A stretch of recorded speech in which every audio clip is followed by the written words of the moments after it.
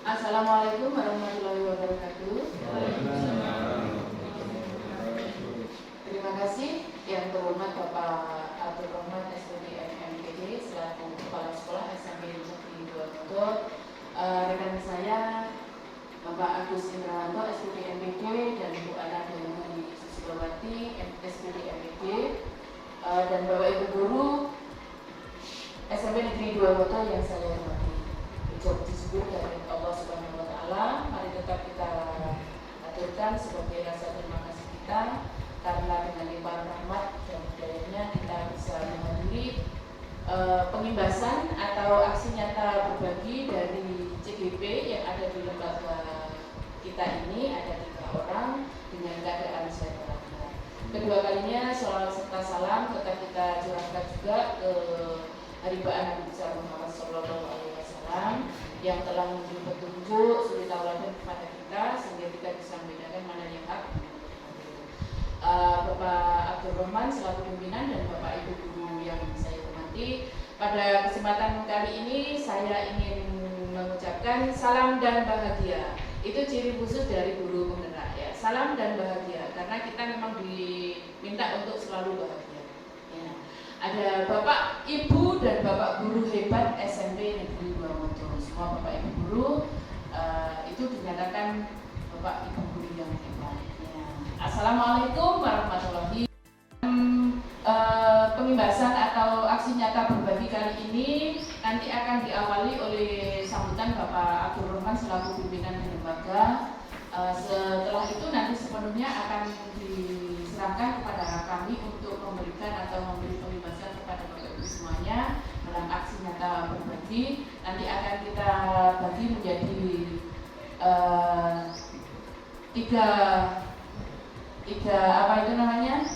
tiga sesi ya. Ada 6 materi, ada disiplin positif, teori motivasi, keyakinan kelas, kebutuhan dasar, restitusi, dan segitiga restitusi. Nanti akan kami bagi bertiga. Namun sebelum aksi ini kita berikan atau kita imbaskan ke pendengar semua, kita simak dulu untuk sambutan Bapak Abdul Rahman selaku pimpinan. Waktu sepenuhnya kami serahkan kepada Ibu. Terima kasih Bu Asparwati. Assalamualaikum warahmatullahi wabarakatuh. Alhamdulillahirabbil alamin. La haula wala quwata illa billahil aliyil azim. Amma ba'du. Bapak, Ibu, guru, calon guru penggerak yang saya hormati, Bapak, Ibu Dewan Guru SMP Negeri 2 Motor yang saya hormati, puji syukur karena Allah Subhanahu wa Ta'ala pada pagi hari ini kita masih diberikan rahmat, taufik serta hidayah sehingga bisa mengikuti yaitu program pengimbasan aksi nyata berbagi yaitu budaya positif yang nanti akan dilaksanakan oleh calon guru penggerak. Mudah-mudahan kita diberikan kesehatan dan keselamatan oleh Allah Subhanahu wa Ta'ala. Amin. Kedua kalinya salawat serta salam tetap terlimpahkan kepada junjungan kita Nabi Muhammad sallallahu alaihi wasallam dengan ucapan Allahumma sholli ala sayyidina Muhammad wa ala ali sayyidina Muhammad. Bapak Ibu Dewan Guru SMP Negeri 2 Motor semuanya yang saya hormati, untuk kegiatan ini yaitu pengimbasan aksi nyata berbagi budaya positif di SMP Negeri 2 Motor. Di lembaga kami ini ada 3 dewan guru yang masuk dalam calon guru penggerak angkatan kelima yang diadakan secara nasional. Di lembaga kami ini yaitu SMP Negeri 2 Motor ini ada 3 orang guru yang tersaring dalam CGP angkatan kelima itu. Yang pertama yaitu Bu Isparwati SPD MPD, kemudian yang kedua Bu Ana Dewi Susilowati SPD MPD, kemudian yang ketiga Bapak Agus Indrawanto SPD MPD. Dari ketiga guru ini merupakan yang terpilih sebagai calon guru penggerak. Mudah-mudahan ilmu yang didapat di CGP nanti bisa mengimbas kepada teman-teman semuanya Dewan Guru SMP Negeri 2 Motor, dan mudah-mudahan di angkatan berikutnya ada guru kami yang ikut latih sebagai calon guru penggerak. Untuk kegiatan pengimbasan aksi nyata berbagi budaya positif pada pagi hari ini, nanti saya serahkan semuanya kepada materinya, kepada Bapak Ibu calon guru penggerak ini nanti disampaikan, dan mari kita ikuti semuanya jalannya penyampaian materi yang ada 6 materi tadi dibagi 3 guru, yaitu Bu Istarwati dan Bu Ana Dewi Sulawati dan Pak Agus Indrawanto. Mudah-mudahan materi pada pagi hari ini bisa mengimbas pada teman-teman guru semuanya sehingga termotivasi untuk Bapak Tuan Guru untuk mengikuti calon guru penggerak angkatan berikutnya. Itu saja sambutan dari kami. Mudah-mudahan acara pada pagi hari ini mendapatkan ridho dari Allah Subhanahu wa taala, dan saya akhiri billahi wal hidayah. Assalamualaikum warahmatullahi wabarakatuh. Disampaikan terima kasih kepada yang terhormat Bapak Abdul Rahman SPD MPD yang telah berkenan memberikan sambutan. Tidak mengurangi rasa hormat kami, Bapak bisa melanjutkan aktivitas yang mungkin dengan sudah akhirkan. Terima kasih Bapak. Terima kasih.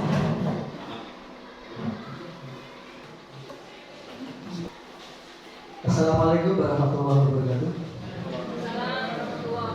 Salam bahagia Bapak Ibu guru hebat.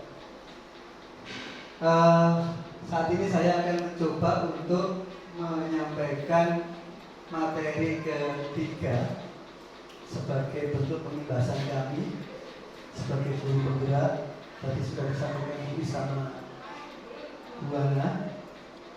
Bapak Ibu, ada satu hal perubahan baru yang perlu kita pahami, yang mungkin juga sudah Bapak Ibu dengar, bahwa kewajiban kita yang utama dan mendasar kepada murid-murid kita itu sebetulnya bukan lagi sekedar mengajar.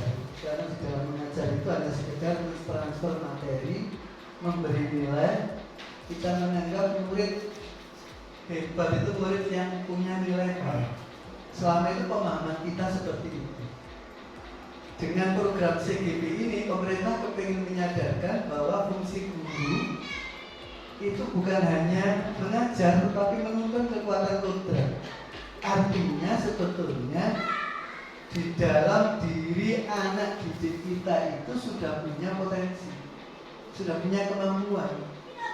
Hanya kemampuan itu memang sifatnya masih samar, belum jelas.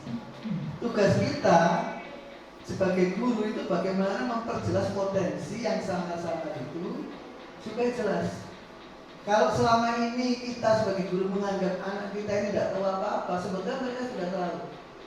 Hanya ketahuan mereka itu masih samar-samar, dan itu perlu kita gali, kita kembangkan supaya yang samar-samar menjadi jelas. Yang pada akhirnya diharapkan siswa kita ini mampu menjadi siswa yang merdeka. Seperti yang saya katakan, siswa merdeka itu cirinya bukan siswa yang selalu nuruti kita, enggak. Tapi siswa yang merdeka itu siswa yang tidak dipaksa oleh orang lain. Dia sudah bisa mengatur dirinya. Jadi melakukan sesuatu itu bukan karena dorongan paksaan, tapi tumbuh dari internalnya. Jadi bisa mengatur dirinya, tidak dipaksa orang lain, dan bisa menghormati. Jadi dia merdeka karena sudah bisa mengatur dirinya tanpa ditekan dan dipaksa oleh orang lain. Sehingga tadi teman-teman yang di depan sudah menerangkan kenapa sekarang konsep peraturan sekolah berubah menjadi kesepakatan kelas sebelumnya, kemudian sekarang berubah menjadi keyakinan kelas. Kalau peraturan tadi Manu sudah menjelaskan banyak lebar, kalau peraturan itu kan bentuknya paksa. Misalnya murid harus datang jam 7. Itu kan murid datang itu kan bukan karena kesadaran, tapi karena paksaan. Seperti yang tadi ditanyakan Bukis kepada Pak Soleh, mungkin dijawab oleh Pak Ibu. Kenapa sih kita pakai helm? Rata-rata orang pakai helm itu kan karena kalau berangkat ke Lamongan ya Pak ya. Kalau kita sudah sepeda motoran di daerah kita kan rata-rata nggak pakai helm. Kenapa? Karena pakai helm itu persepsinya nanti kalau nggak pakai helm kita kena aturan, kena tilang. Padahal pakai helm itu sebetulnya ada nilai yang lebih mendasar dari itu, yaitu apa? Tadi Pak Soleh mengatakan keselamatan. Tapi sudahkah jiwa pakai helm itu kita tumbuhkan seperti itu? Kalau pakai keselamatan mestinya kita pakai sepeda motor ke tetangga itu pakai helm. Tapi kalau kita pakai sepeda motor ke tetangga misalnya, tetangga ini pakai helm, orang pasti akan mencibir. Keluarga kita mungkin akan bertanya, "Duh, Pak Soleh kok pakai helm kemana Mas?" Teman tetangga sebelah, Gelani ke tetangga sebelah saya pakai helm, oh udah pergi jauh. Jadi konotasi pakai helm itu menaati aturan, bukan karena faktor dari dalam. Oleh karena itu sekarang pemerintah ingin menggeser kenapa dari peraturan yang semuanya serba kursi pemaksaan menjadi harus dari dalam diri.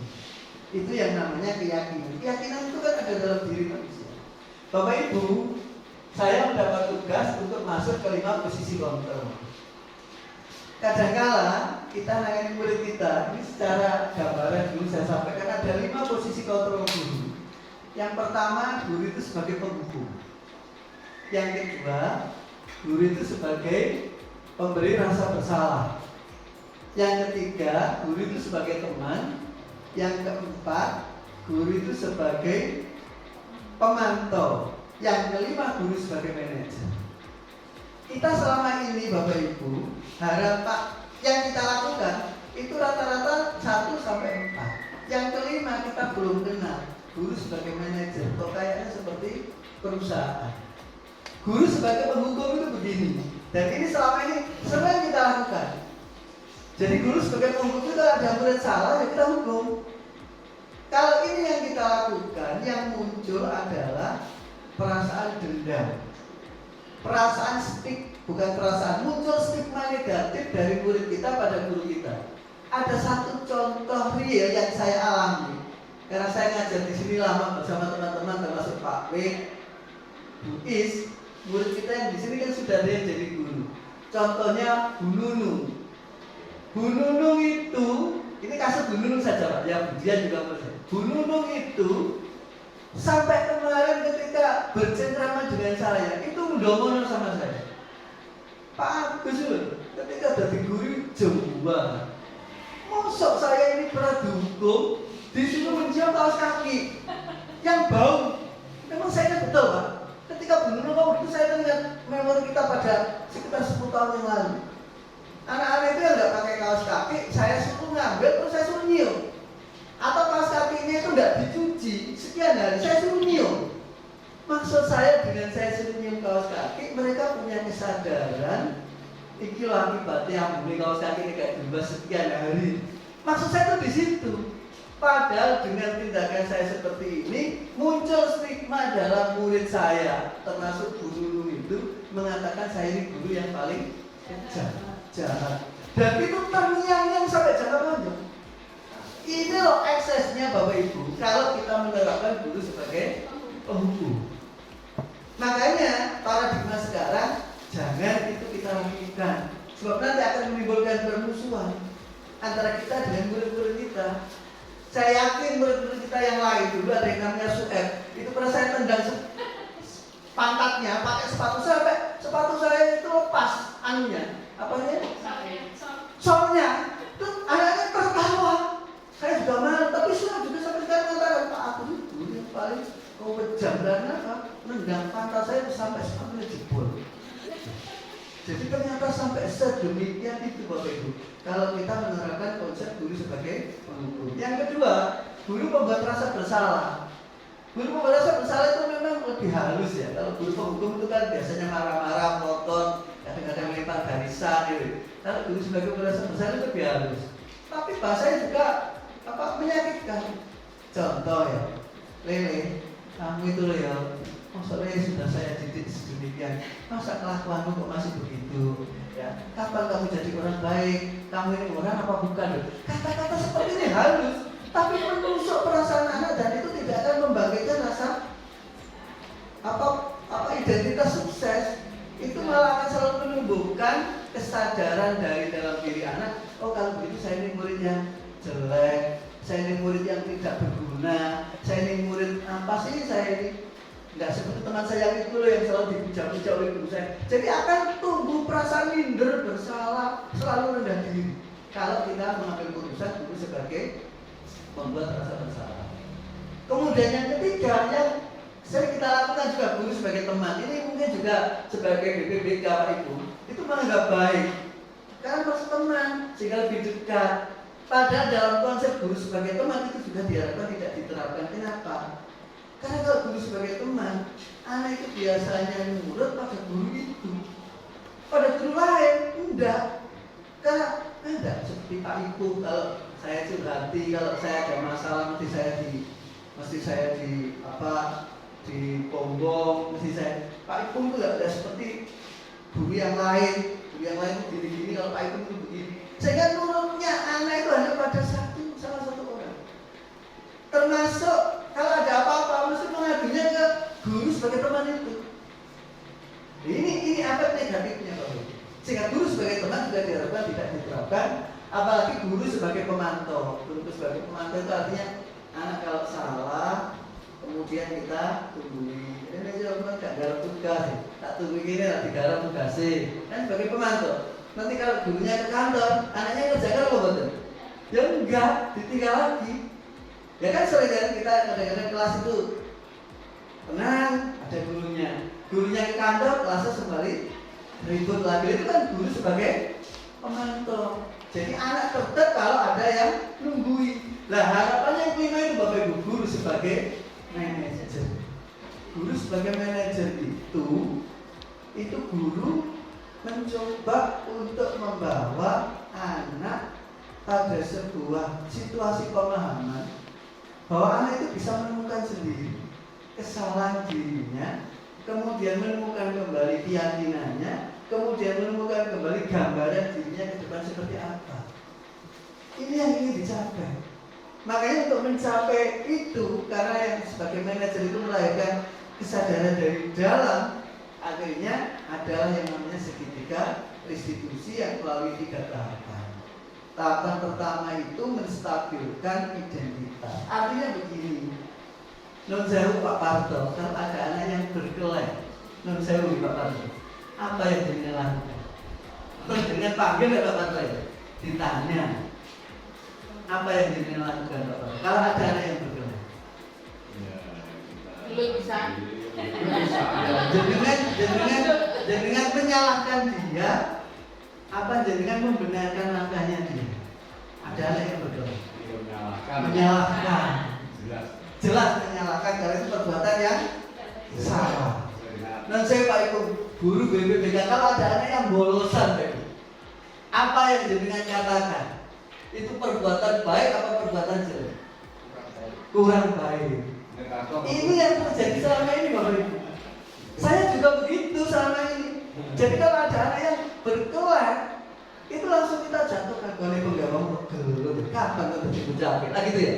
Padahal tindakan itu tidak benar. Dalam konteks menstabilkan identitas, itu mestinya anak dibawa dari identitas gagal rendah diri menjadi identitas sukses. Jom, kau kok gelul, kamu kok berkelahi? Iya Pak, saya digarai, masa bapak saya diolok-olok? Apa yang kita lakukan? Harus kita angkat. Kamu berarti kan membela nama bapakmu. Ini luar biasa. Di sini masalah kebutuhan dasar yang diterangkan Bu Hana. Apa? Kebutuhan untuk dihormati, dihargai. Setiap manusia butuh penghargaan. Jadi kalau kita sedang memperjuangkan hak kita, membela orang tua kita, orang kamu itu bagus. Siapapun, kalau orang tuanya dijelek-jelekan, ya enggak terima. Termasuk bapak. Andai kata bapak ini orang tuanya bapak ini dijelek-jelekan, saya juga marah seperti kamu. Jadi tindakanmu membela orang tua itu hal yang baik. Termasuk tadi Pak Ibu ada anak yang bolosan. Tindakan bolosan kenapa? Males Pak. Oh, males itu manusiawi, nggak apa-apa. Oh, semua orang juga tidak selalu semangat. Begitu itu namanya membawa identitas gagal menuju identitas sukses. Kan dari kan pemerintah seperti itu. Jadi jangan anak bolosan lalu memang pekerjaan bolosan. Oh, kapan nggak dari si bolosan? Oh, lupa aku lah itu. Itu kan malah tambah sedemikian rupa. Jadi bolosan, malas itu hal yang lumrah. Oh, saya juga punya rasa malas. Coba tanya teman-teman yang lain yang semangat-semangat, kan suatu saat juga punya rasa malas. Jadi itu hal yang yang manusiawi, semua orang punya perasaan seperti itu. Hanya kemudian masuk kepada validasi kesalahan, Bapak Ibu. Terus kira-kira validasi kesalahan itu kan anak harus tumbuh. Oh ya, perbuatan itu salah, tapi bukan kita yang menunjukkan, anak yang menemukan dari dalam. Kira-kira Mas, dengan kamu males, itu kira-kira tidak masuk sekolah, kira-kira untungnya apa untuk kamu? Anak disuruh mencari. Iya Pak ya, untungnya apa ya? Saya hanya tidur-tiduran, nonton TV, males-malesan. Terus temanmu ada tugas mengerjakan PR, mendapat nilai, terus ada kegiatan di sekolah, kamu tahu nggak? Nggak tahu Pak. Kamu rugi ya? Rugi Pak. Oh, berarti kalau begitu tindakanmu males itu merugikan siapa? Yang merugikan diri saya Pak. Nah, tumbuhlah rasa penyesalan yang dari dalam diri karena kita tunjukkan. Seperti tadi berkelahi Pak Parto. Kalau kamu berkelahi seperti itu, ada nggak cara yang lebih baik daripada orang kamu caci maki? Ada nggak cara yang lebih baik dari kamu antem dia atau kamu tohok dia atau kamu pukul dia? Pengalaman kapan saya? Nah, misalnya anak begitu, terus Pak Parto tanya, ada nggak cara yang lebih baik? Bapakmu diolok-olok, terus kira-kira dengan cara kamu berantem apa manfaatnya? Coba Pak Parto tunjukkan. Nah, Pak Parto ngomongnya begitu. Manfaatnya ya, saya sakit Pak, saya ketohok dia, tapi saya juga legok, saya jotos dia. Terus kira-kira dapat penghargaan apa kamu dari teman-teman? Kamu dihargai, apa kamu malah disalahkan, apa kamu malah dicaci maki sebagai anak yang tukang gelut? Iya Pak. Jadi ada muncul kesadaran. Saya gini ya, Ya, nanti aja nanti Pak. Jadi pertanyaannya itu, validasinya itu mendorong anak untuk menemukan pengakuan bersalah atas tindakan. Sehingga kesalahan itu bukan kita yang mengatakan, jangan begini, kamu berbuat itu salah, itu melanggar agama, itu tidak sesuai teman, itu kita tunjukkan. Belum tentu anak terima, tapi kalau kita tanya, coba manfaatnya kamu berdaya, apakah ada untungnya? Apakah kamu akan mendapat sebuah penghargaan misalnya? Kan tidak begitu.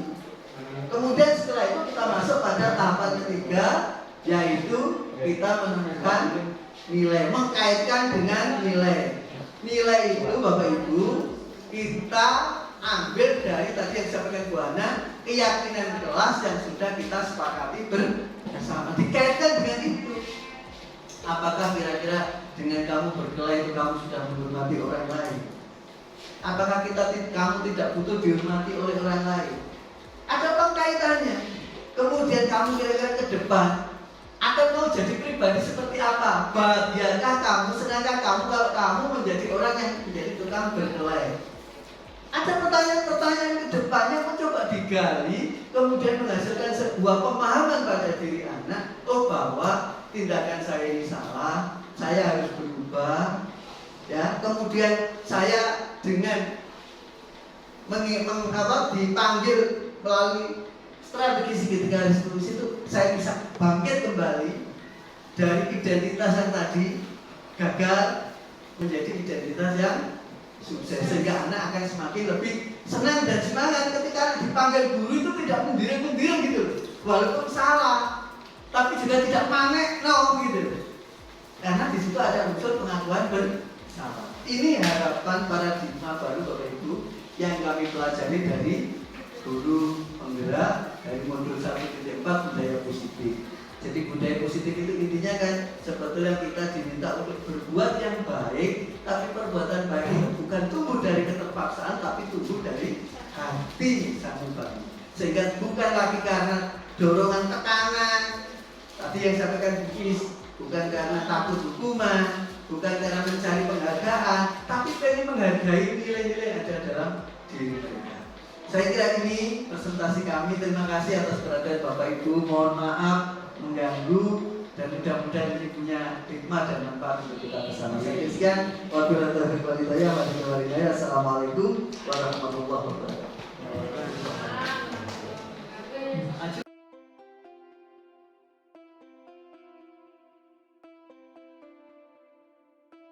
Assalamualaikum warahmatullahi wabarakatuh.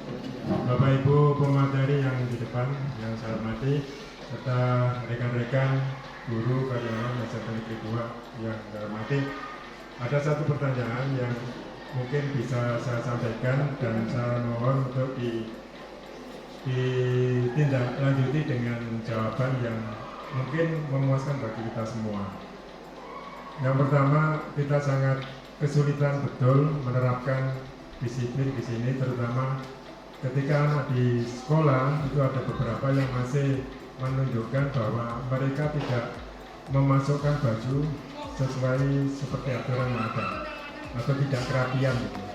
Dan ini Bapak Ibu guru yang lain juga sering mengingatkan, tapi anak-anak juga masih tetap seperti itu. Ada tadi sudah di materi, kita tidak boleh memberikan hukuman dan kita juga tidak boleh memberikan hadiah atau reward. Nah, mungkin tadi betul ini pengalaman tadi pagi yang saya terapkan ke anak, dan saya mohon untuk dikomentari atau dijawab apa yang sudah saya lakukan tadi itu menurut yang paradigma sekarang itu betul apa tidak. Tadi saya menjumpai ketika mau sholat duha itu ada 3 anak yang bajunya tidak dimasukkan.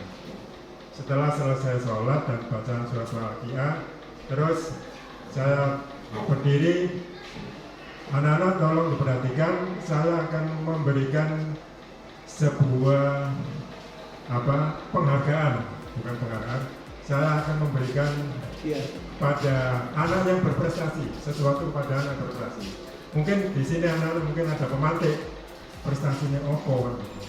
Saya panggil ada Farel, ada Alvin, ada satunya siapa tadi? Alvin terus? Gilang Gali yang seperti biasa maksudnya. Anak-anak saya panggil, mereka kumpul di tengah musola. Terus inilah anak-anak yang sudah berprestasi di hari ini dan mereka juga sudah menunjukkan prestasi itu selama ini. Nah, kira-kira apa prestasinya? Anak-anak jawab, bajunya tidak dimasukkan, serba seperti ini. Bajunya tidak dimasukkan. Wes, sekarang saya hanya pesan kepada kalian bahwa itu sesuatu yang kurang baik di sekolah kita, dan saya mohon kalian berjanji, bukan hukuman, bukan reward, tapi kalian berjanji di depan semuanya yang ada di hadir pada saat ini, berjanji untuk tidak mengeluarkan baju itu, hanya berjanji. Nah, dengan apa yang sudah saya lakukan ini, tolong diberi komentar apa yang sudah saya lakukan ini sudah mengarah ke paradigma yang baru apa juga masih lama. Tapi ternyata saya lihat sampai sejauh ini anak-anak bajunya yang tadi tetap dimasukkan. Itu, terima kasih, mohon maaf. Wassalamualaikum warahmatullahi wabarakatuh.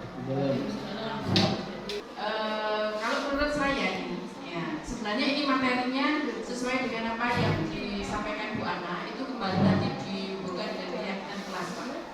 Nah, keyakinan kelas tadi disampaikan bahwasannya itu merupakan satu hal yang merupakan kesepakatan bersama.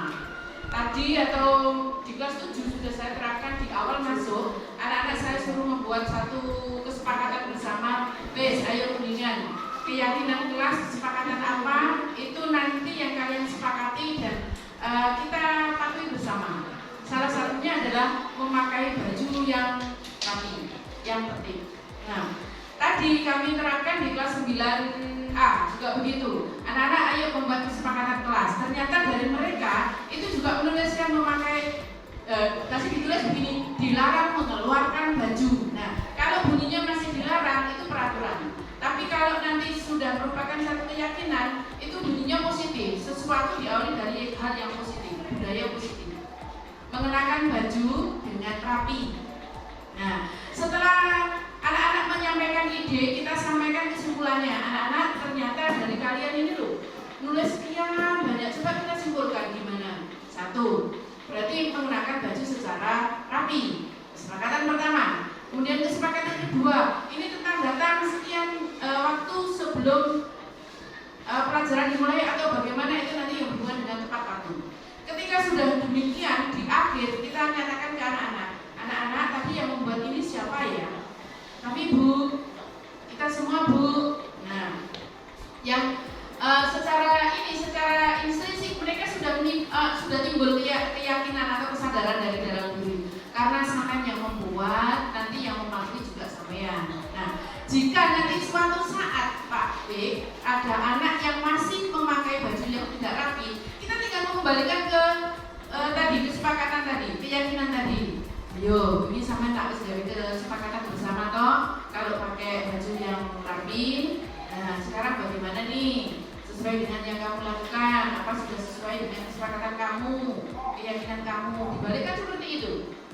Nah, apa yang sudah dilakukan Pak Swetnyo dengan memanggil anak-anak ke depan, kemudian awalnya sih katanya memberi penghargaan, tapi itu menghukum. Ya, karena apa istilahnya anak-anak di depan mereka semua, ya. Oh ternyata itu ada beban psikisnya di dalam. Wah Pak, begini aku malah sholat, sholat bisa dipanggil ngarep korone aku gak ngelobok lambi. Nah itu ternyata juga di benak mereka ada apa ya istilah semacam yang bisa mereka Pak Gus tadi itu ada rasa dendam juga. Nah jadi mungkin imbasnya tadi kalau sampai selama ini masih dimasukkan itu katanya tutor kami itu bukan karena apa yang kita lakukan, tapi mereka memutuskan untuk ben saya itu gak dipanggil sampai Pak W, aku tak leboknya wae lambiku. Nah katanya begitu. Nah tapi jika itu apa istilahnya imbasnya positif, mungkin ya kemarin juga apa istilahnya bagi kami kita termasuk fasilitator kami juga itu masih mengatakan sulit untuk mengubah itu langsung dari pihak begitu itu sulit. Jadi mungkin apa ya istilahnya itu harus gradually dari penghukum merasa bersalah sebagai teman, pemantau, dan baru nanti yang terakhir kata Pak Agus itu sebagai manajer. Ya, sebagai manajer tadi juga sudah dijelaskan Pak Agus bahwasanya di sana itu pertama kita ya identitas itu tadi apa kok sampean gawe iki klambi gak dilebokno. Juga kok kesele mengkonyo kulo wingi yo akeh, bukti siki Pak Agus Bu Ana itu juga pernah kok pakai baju yang tidak tertib. Tapi itu dulu. Sekarang karena sudah ada keyakinan, sudah ada kesepakatan kita, ya wis lah. Nah, saya sadar kalau itu salah, tak lebih. Gitu. Jadi nanti kacanya itu dari kesepakatan bersama atau keyakinan bersama. Nah, kalau sudah begitu, itu nanti akan timbul dari dalam diri sendiri. Tidak lagi dari external motivation-nya tadi, tapi internal motivation. Okay. Mungkin itu yang bisa saya kolaborasi lagi terkait dengan permasalahan tadi, kasus tadi pagi itu.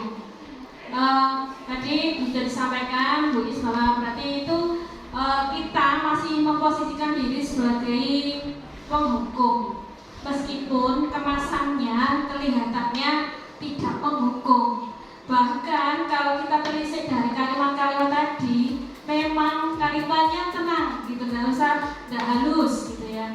Tapi di efek psikis anak ternyata itu menjadi sebuah pemakai atau istilahnya dalam diri anak punya pikiran saya ini disalahkan seperti itu. Jadi kita masih memposisikan diri sebagai penghukum dan sekaligus juga memastikan bahwa itu merasa anak itu akhirnya oh ya aku disalahkan seperti itu. Nah memang kita dengan paradigma baru seperti ini kita akan belajar step by step yang kita harus lakukan. Ternyata hal-hal seperti itu, posisi 5 kontrol tadi sebagai penghukum, kemudian sebagai pembuat rasa bersalah, kemudian teman dan pemantau, itu semua adalah yang selama ini kita lakukan. Yang terakhir yang manajer ini, saya sendiri pun sama, masih dalam kategori 1-4 itu. Sehingga dengan saya memahami ini, ternyata juga saya berarti selama ini apa yang saya lakukan harus saya ubah, harus saya geser. Dan itu tidak bisa langsung, tahap bertahap. Dan saya pun di kelas mulai setelah dapat ilmu itu tadi, saya sudah mengurangi kalimat-kalimat larangan dengan mengancam dan kemudian menghukum langsung di depan kelas itu. Ternyata dampaknya psikisnya anak itu berjangka panjang. panjang itu yang kita pikirkan sekarang. Seperti itu. Barangkali Pak Agus mau menyampaikan Apa yang dilakukan apa oleh Pak Haji Suwiknyo dengan cara seperti itu menurut saya masih sangat manusia dan wajar. Saya bahkan dulu itu lebih dari itu, Pak. Dulu itu saya pernah itu sampai anak itu saya balik bajunya seharian. Jadi beniknya itu dikancing di belakang. Dan itu harus dipakai sampai dia pulang. Termasuk juga saya berikan gongseng. Itu saking karena gregetannya hati saya melihat anak-anak yang diberitahu sekali 2 kali itu masih tidak ada perubahan. Memang apa yang dikatakan Bu Isbuana tadi, jadi membangun mental itu tidak seketika kita tegur, seketika berubah. Itu juga diakui oleh banyak fasilitator yang menjadi guru-guru kami. Itu juga sering kali tidak bisa, Pak. Itu harus jangka panjang. Dan itu memang makan hati. Dan disinilah peran kita sebagai seorang guru menghadapi seperti itu tantangan, dan itu harus kita sabar. Tapi tidak boleh kemudian sabar kemudian menyerah. Ya harus terus menerus. Makanya sebagai guru penggerak katanya, dan itu dibahaskan pada guru lain ke depan, itu harus punya daya tahan dan daya lenting. Jadi harus paham banting. Wes dikandani meleleh, mesti tuturi sebalik ini harus selalu dinaikkan. Nah, kemudian yang kedua yang perlu saya tambahkan, Pak, di samping langkah itu saya anggap cukup wajar, tapi juga harus kita ubah. Karena bagaimanapun juga apa yang dikatakan Bu Ana sama Bu Is masih menunjukkan guru sebagai penghubung, itu juga nanti akan menimbulkan rasa sakit hati. Itu memang benar dan harus kita akui. Yang kedua yang perlu kita lakukan mungkin adalah parenting, Pak. Jadi bagaimana kita mencoba kolaborasi dengan orang tua anak-anak yang masih tidak bisa diberitahu dalam beberapa kali, masih tidak berubah. Ini berarti kan menyangkut pada karakter, dan penanaman karakter satu hal yang paling penting adalah dalam keluarga. Oleh karena itu kolaborasi dengan orang tua. Jadi bukan hanya guru yang benar, tapi juga bagaimana orang tuanya tahu. Nah ini yang juga sama ini seringkali kita tidak lakukan. Kita melakukan dengan orang tua itu kalau sudah kasusnya berat-berat ya Pak Ibu, masuk ranah BPBK ya. Kalau masuk ranah tidak masukkan baju, waktunya pelajaran di kantinnya Pak Sisi itu masih kita anggap biasa-biasa saja, tidak perlu makin. Padahal mestinya itu harus sampai kita melakukan praktek parenting, yaitu kita bersama orang tua. Saya kira itu masukan kita ke kasusnya Pak Haji. Terima kasih. Ya. Saya kembalikan ke Pak Haji Suwiknyo. Bagaimana? Nanti kita bahas lebih lanjut ya Pak Haji ya, untuk di waktu yang akan datang. Yang kedua untuk Pak Suparto. Gimana Pak Parto? Ya, terima kasih waktu yang diberikan saya. Cuma saya ini mendengar dari tadi Pak Agus kesimpulannya bahwa untuk mendidik siswa tidak boleh langsung mengambil suatu hidangan. Itu juga saya setuju. Cuma tadi tidak boleh dengan melalui fisik. Melalui fisik itu kadang-kadang ini ada suatu cerita. Nah, Pak Yudi teman dari Muhammadiyah. Itu ada suatu siswa yang luar biasa kenakalannya. Iya. Karena saking jengkelnya langsung ditempel. Dari tempelengan Pak Yudi itu anak jadi aktif sampai jadi abdi. Setelah jadi abdi, setelah pendidikan itu lalu setelahnya itu dia itu berkunjung ke rumah Pak Yudi mengucapkan terima kasih. Andai kan Bapak Yudi tidak memukul saya, mungkin saya itu jadi orang yang tidak seperti ini, gitu bilang gitu. Nah ini. Yang kedua cerita dari saya juga, ini dari siswa, ada yang membuat bikin di daerah itu Cibawa. Itu cerita, pernah saya kampung, memang saya juga ke Jakarta. Dia itu saya kampung senang dari kapal dari Pak Parto itu, dia itu punya motivasi belajar. Ini cerita. Jadi bukan kekerasan itu tapi kita negatif, ada juga yang positif, ada juga negatif. Terus saya lihat juga dalam dasar yaitu agama.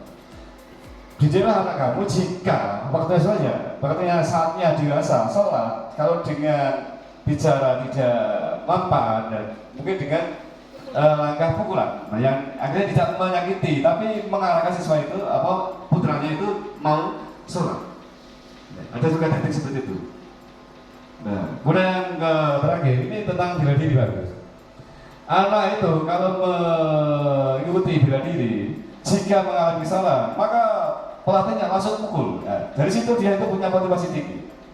Nah, ini juga bingung, Pak. Jadi kalau saya lihat cerita dari Pak itu, seakan anak itu disuruh lulus terus, tapi ternyata di lapangan tidak seperti itu. Yang jelas, untuk masalah mendidik siswa itu sebenarnya luar biasa terus, kolaborasi dari orang tua juga. Karena kita lihat buat jatuh dia jauh dari baunya, juga kita harus mempelajari. Maka saya kadang-kadang berpikir, mungkin salah saya, kenapa saya tidak memahami latar belakang siswa mendetail, bagaimana keluarganya, dan itu. Sehingga saya akan langsung memukul terlalu emosional, ini yang tidak boleh. Makanya memukul siswa terlalu emosional. Nah itu betul-betul kesalahan itu pada siswa atau kepada guru. Nah ini, makanya kompleks masalahnya. Itu aja aku, terima kasih. Assalamualaikum warahmatullahi wabarakatuh. Ini contoh-contoh kasus yang luar biasa Pak Manto sampaikan ke kita. Memang teori ini kalau kita bawa ke tempat-tempat lembaga pendidikan polisi dan militer bertolak mentah-mentah.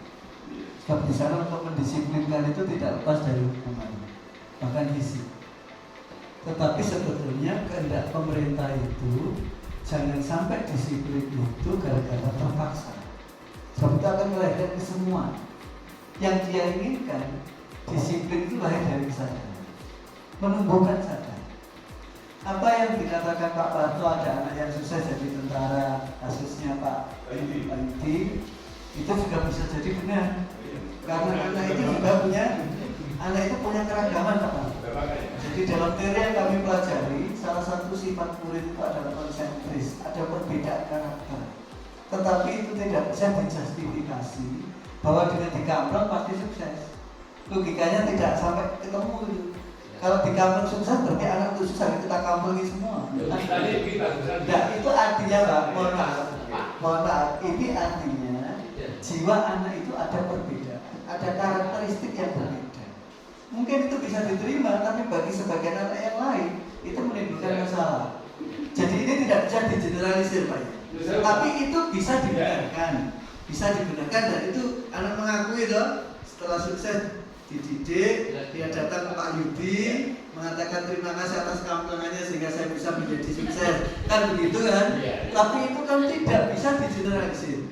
Jadi kalau yang kita pelajari itu kan diibaratkan seperti planet tata surya, itu kan mungkin termasuk planet yang agak aneh gitu ya, di antara planet-planet yang lain. Kok ada manusia yang karakternya kayak begitu?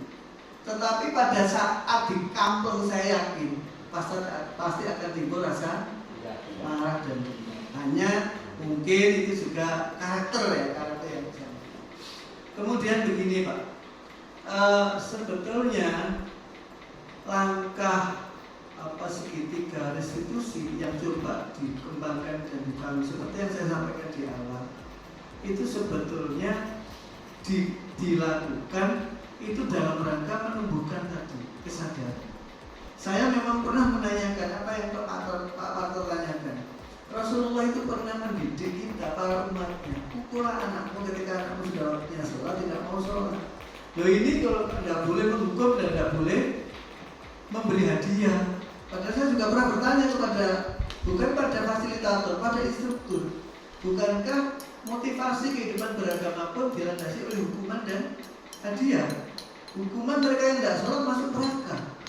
Mereka yang sholat masuk surga, itu kan hadiah, penghargaan dari Tuhan. Lalu kenapa ini tidak kita pakai? Ternyata begitu kami pelajari, sebetulnya kalau hadiah itu yang kita kedepankan, berarti anak bagus itu ya seperti sampai bisa di depan. Itu ya karena mendapatkan hadiah itu tujuan. Kalau hadiah nggak ada, ya mungkin tidak mau berbuat baik. Sekarang menurut saya misalnya, andai kata Tuhan itu memberikan garis di Quran, sing sholat gak sholat, enggak sholat berkabeh. Sing sholat gak sholat, gak usah mlebu neraka. Kira-kira orang sholat apa? Saya kira yang sholat itu orang-orang tertentu. Sebagian besar mungkin akan gak sholat, tapi hanya orang-orang tertentu yang mengatakan saya sholat bukan karena takut neraka, saya sholat bukan karena ingin masuk surga, saya sholat karena saya ingin menghamba pada Tuhan sebagai bentuk ucapan terima kasih. aku sudah diberi kayak begini. Loh, untuk menuju ke situ itu loh Pak, itu orang-orang kos Pak, orang awam nggak bisa. Makanya kemudian sekarang dicoba prinsip ini diterapkan dengan cara apa? Kalau ada anak salah, jangan divonis salah, kamu bangkitkan motivasinya. Kalau ada anak yang salah, jangan ditunjukkan ini salah, jangan begitu, tapi ajari mereka menemukan kesalahannya sendiri. Itu yang namanya validasi. Terus hubungan dengan keyakinan. Harapannya jiwa intrinsipnya yang dikatakan is apa tadi, motivation internal itu tumbuh gitu, bukan karena kita ditekan oleh. Jadi zaman saya itu Pak, mungkin zaman saya tidak memuaskan Pak Parto, nggak apa-apa, oh kita memang berbeda. Saya kira terima kasih. So ada gagasan bagus. Hadiahnya sapi 5. Oh sebaik buat Ikut, berarti ikutnya bukan cara sadar derajat, tapi sapi 5-nya. Iya. Hadiahnya sapi 5. Oh sebaik buat Ikut, berarti ikutnya bukan cara sadar derajat, tapi sapi 5-nya. Iya, dengan disampaikan penjelasan dari Pak Agus, saya juga hanya sedikit saja menambahi terkait dengan itu Pak Parto. Jadi masing-masing manusia itu memang memiliki perbedaan di dalam dirinya, karakternya berbeda-beda. Dengan karakter yang berbeda-beda inilah yang disebut sebagai keunikan dari diri kita sendiri-sendiri. Kita memiliki keunikan masing-masing. Ya. Dan yang mana? Iya. Dan untuk saya sendiri sebenarnya dari hal-hal yang mungkin dari sekian kasus ada satu kasus yang dikaplok kemudian jadi dia termotivasi dan sukses jadi tentara. Nah ini mungkin satu dari sekian banyak kasus seperti itu. Dan saya menilai mungkin juga dari anak sendiri itu karakternya memang harus seperti itu. Nah, sehingga dengan kita mencoba untuk dengan paradigma baru yang seperti ini, dengan kita koneksikan dengan kejadian-kejadian atau hal-hal yang terjadi di keseharian kita, ternyata perlu ada pembenahan pada diri kita. Bagaimana sesuatu itu dihadirkan dari kesadaran diri. Kalau selama tidak sadar diri karena keterpaksaan, maka aturan atau sesuatu itu tidak ada gunanya. Seperti itu, intinya seperti itu. Nah terus masalah anak tadi, kalau dalam agama Islam diminta ketika anak sudah usia balik maka iya, kalau dia tidak sholat dipukullah. Sebenarnya itu memang kalau kita maknai secara langsung saklek gitu, memang harus dipukul secara fisik gitu ya. Tapi sebenarnya ada cara-cara yang tadi ditawarkan dengan seperti itu. Saya juga pernah anak saya tidak sholat karena kan sudah saya minta kalau sholat ya sholat, kalau kamu nggak sholat saya pukul. Saya juga pernah seperti itu Pak Parto, pernah itu. Kemudian ternyata setelah saya berpikir, ternyata tidak harus dengan memukul langsung secara fisik, tetapi juga ada cara-cara yang mungkin dia merasa dimanusiakan. Oh, dia sudah tidak ada lagi keterpaksaan. Ya semoga saja dengan cara-cara yang kita anggap tidak dengan hubungan fisik, anak timbul kesadaran, motivasi instingnya itu ya, yang kita terus motivasi. Nah masalah nanti rewardnya itu tidak perlu kita pikirkan, itu hanya bonus di endingnya.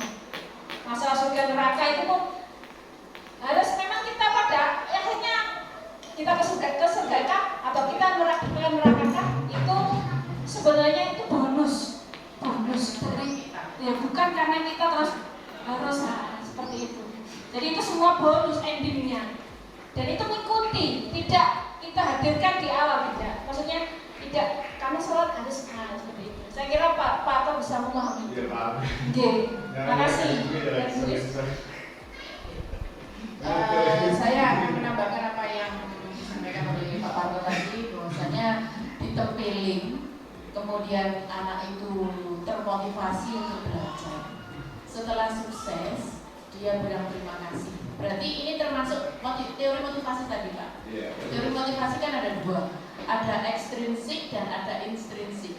Nah, yang ekstrinsik salah satu contohnya ini, karena ini termotivasi dari apa yang dilakukan oleh seseorang. Dalam hal ini Pak Budi tadi, ya, untuk menempeleng itu tadi. Ini jika efeknya bagus, is okay. Nah, tadi Pak Budi juga sudah mengatakan jangan digeneralisir, maksudnya jangan dianggap promo, digebiah-biah modal sini, tidak.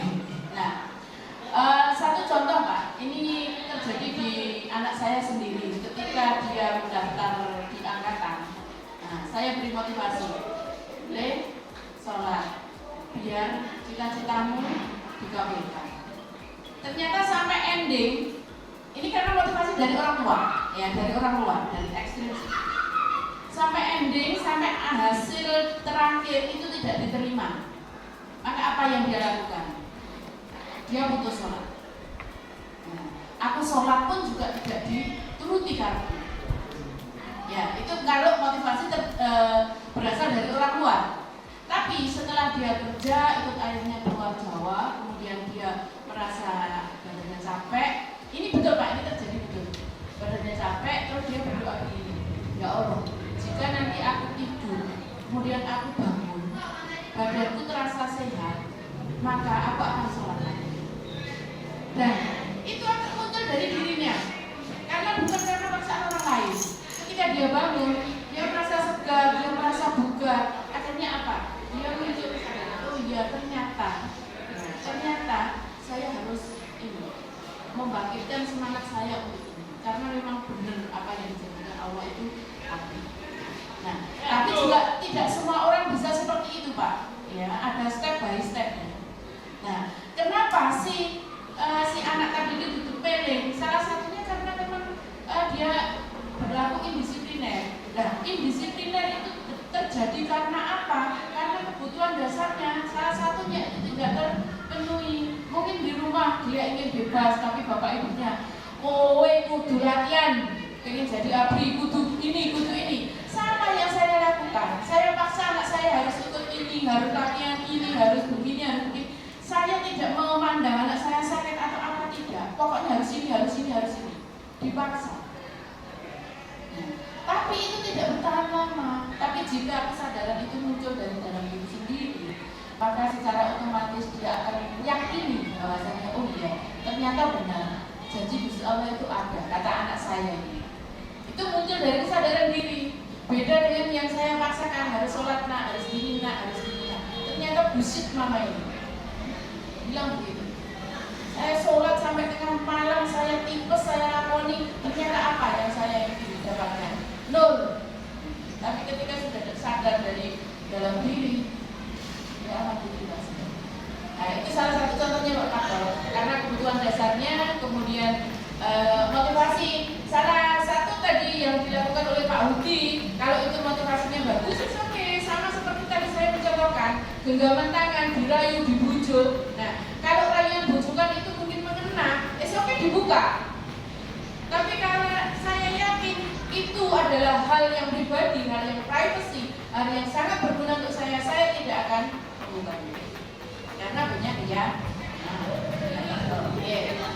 Mungkin kami bertiga di sini juga masih dalam tahapan dasar saja, Pak. Belum sampai ke tengah, belum, masih dasar.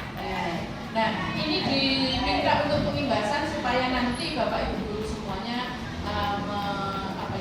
memahami, ada pemahaman yang sama ya, kesepakatan satu kata begitu untuk kita berpindah kepada anak didik kita, kepada murid kita. Bahwasanya semua itu memang berfokus pada anak didik kita, kebutuhan besar anak didik kita. Itu ya Pak Parto ya. Nah, kalau tidak puas nanti kita sampai di balik layar Pak Parto. Ya, setuju benar. Tapi di lapangan itu. Ya, memang. Ya itu tadi Pak Parto tantangannya itu besar sekali. Saya pun juga diingatkan sama Bu Ana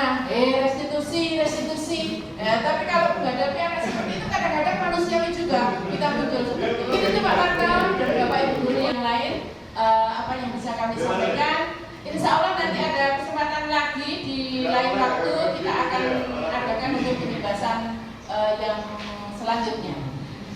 Sebelum kami akhiri, saya mungkin merangkap sebagai moderator. Terima kasih atas perhatiannya, atas waktunya, dan mohon maaf jika apa yang kami sampaikan itu masih belum 100% bisa kita terapkan di lembaga kita pada anak didik kita. Kita perlu waktu untuk berjenjang, ya. Kita perlu waktu untuk mencapai ke sana, dari penghukum, kemudian membuat orang merasa bersalah sebagai teman, sebagai pemantau, dan akhirnya menjadi itu terakhir tingkat dewa, Pak Wanta, ya, tingkat dewa.